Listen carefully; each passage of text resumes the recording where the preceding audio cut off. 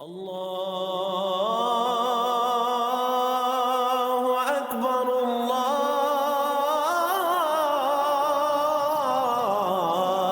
اکبر۔ اعوذ باللہ من الشیطان الرجیم، بسم اللہ الرحمن الرحیم۔ فکر اقبال یوٹیوب چینل میں تمام ساتھیوں کو خوش آمدید۔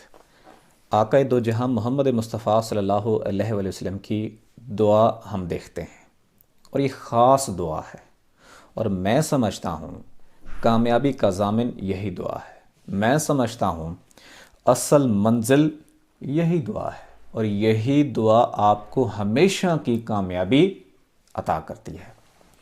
کتاب ہے ہدایت الامہ، اس میں وہ تمام ریفرنس بھی دیے ہوئے ہیں اس دعا کے کہ یہ کون کون سی تصانیف میں یہ دعا تحریر کی گئی ہے۔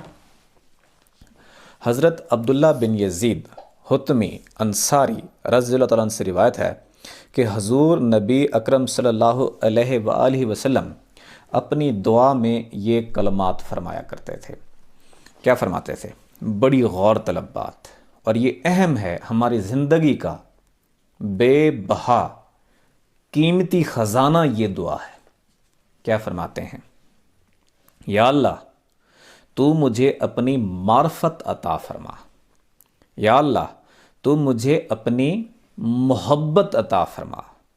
محبت، اور ہر اس شخص کی محبت عطا فرما جس کی محبت تیرے نزدیک مجھے نفع دے۔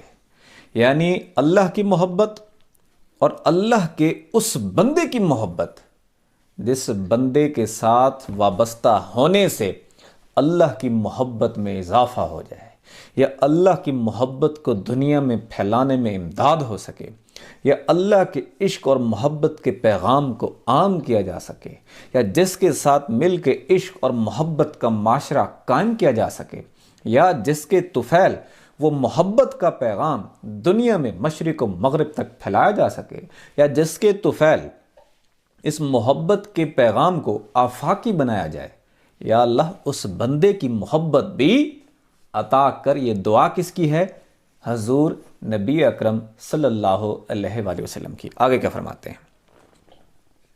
یا اللہ جو مجھے پسندیدہ چیز عطا فرمائے، جو مجھے پسندیدہ چیز عطا فرمائے اسے اپنی محبت میں میری قوت و طاقت بنا۔ یعنی کہ اگر بیوی دے تو ایسی دے جو تیرے محبت کے پیغام کو پھیلانے میں امداد کرے، گاڑی دے تو ایسی دے، سواری دے تو ایسی دے تیرے محبت میں پھیلانے کے وہ بھی کام آ سکے، اگر گھر دے تو ایسا دے جہاں تیرے ذکر کو بلند کیا جا سکے۔ یعنی جو بھی چیز عطا کرے اللہ کی محبت، اللہ کے اس محبت کو پھیلانے میں امدادی ہو۔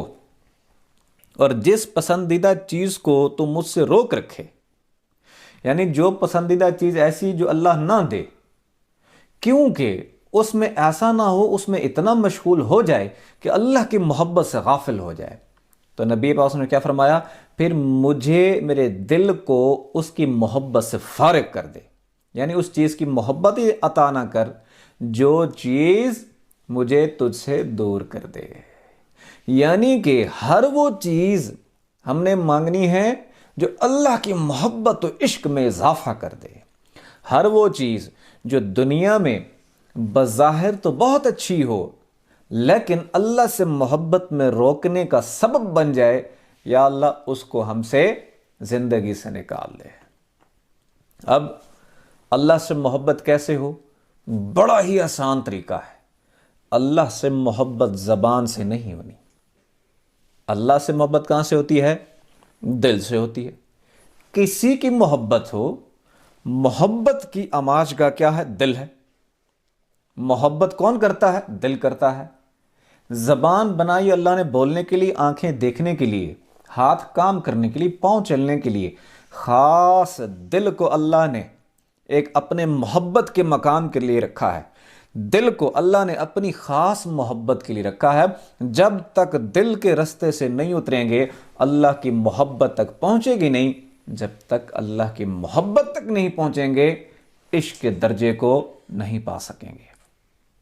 اگر اس دعا کو اپنی زندگی کا مقصد بنائیں